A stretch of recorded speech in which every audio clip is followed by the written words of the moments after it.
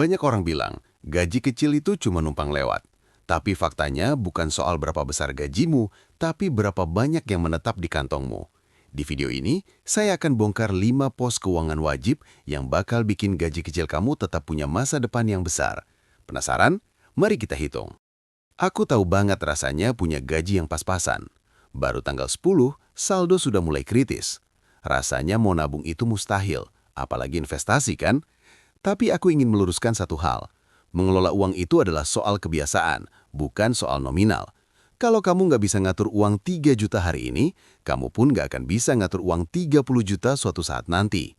Itu sebabnya, di video kali ini, kita nggak akan cuma bicara teori.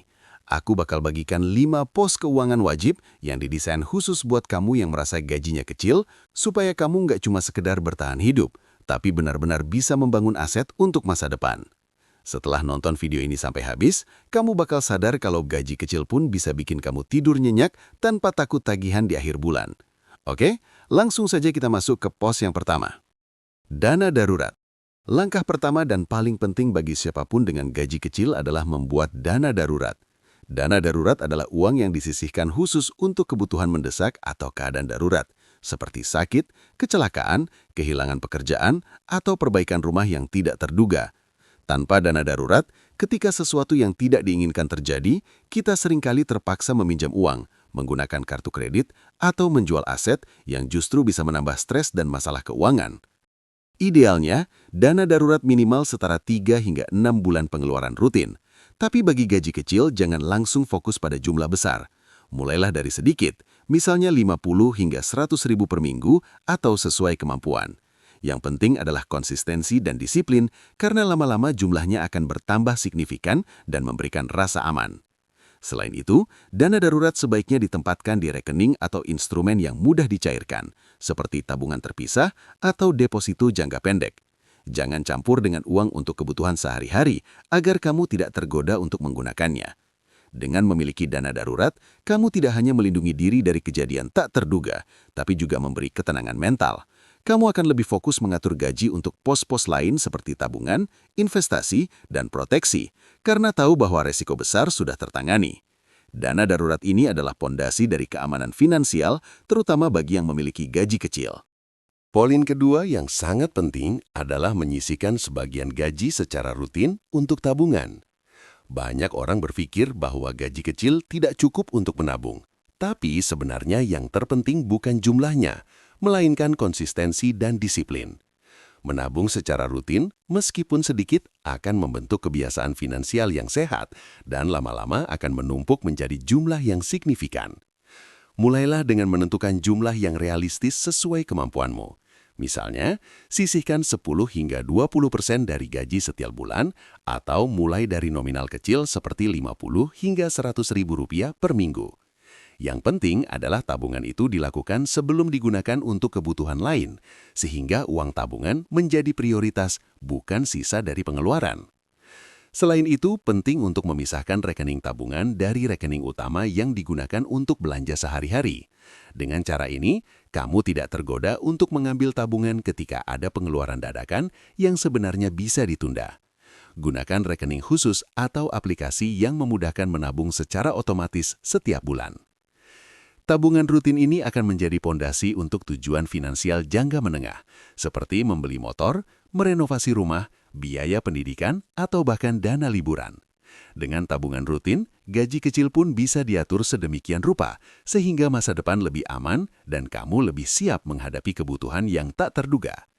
Ini adalah langkah sederhana tapi sangat powerful untuk membangun kedisiplinan dan rasa aman finansial.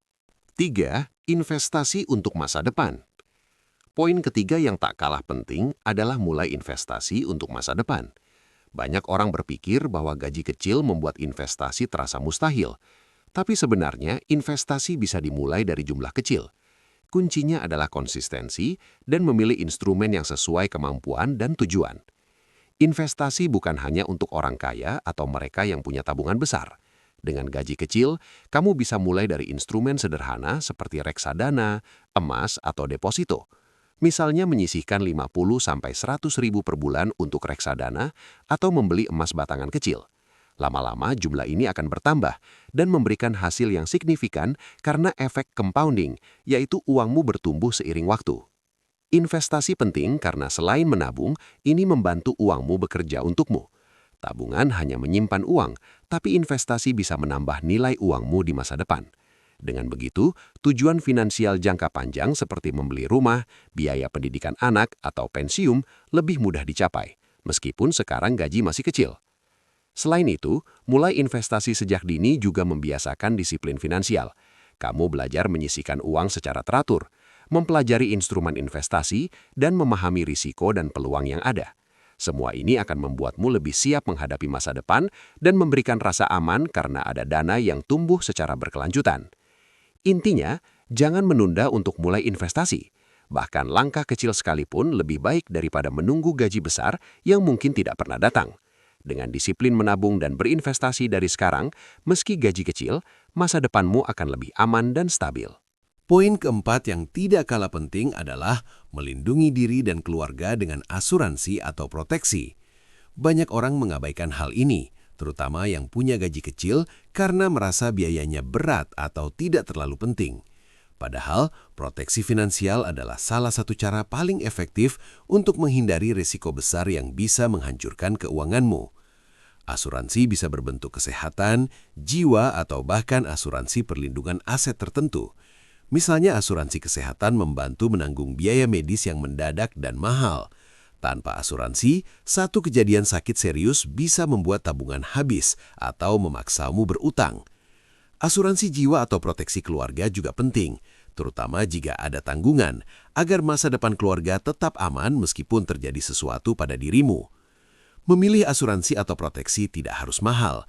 Banyak produk yang ramah untuk gaji kecil dengan premi terjangkau namun tetap memberi perlindungan dasar yang penting. Yang terpenting adalah memilih produk yang sesuai kebutuhanmu.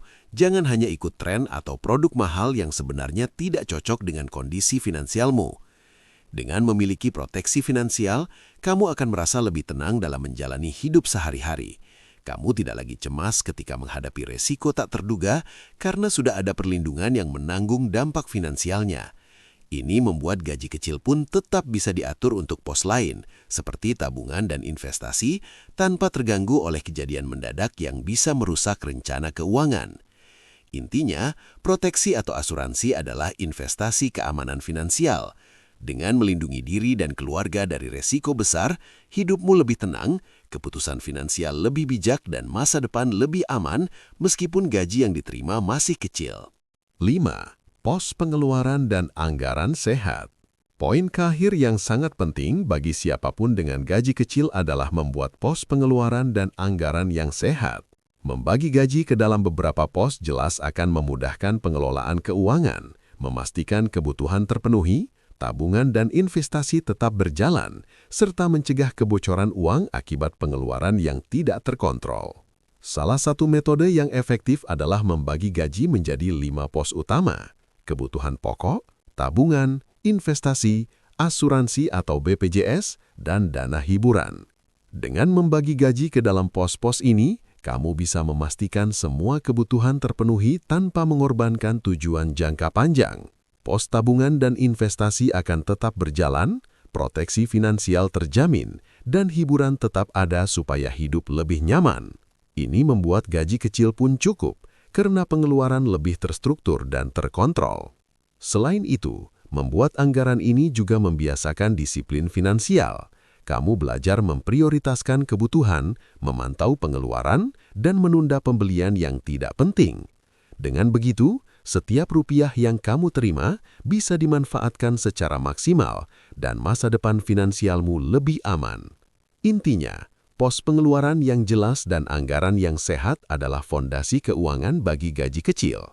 Jika dilakukan dengan disiplin, gaji kecil pun bisa mencukupi kebutuhan, membangun tabungan, investasi dan proteksi, sekaligus memastikan hidup tetap nyaman dan masa depan lebih aman.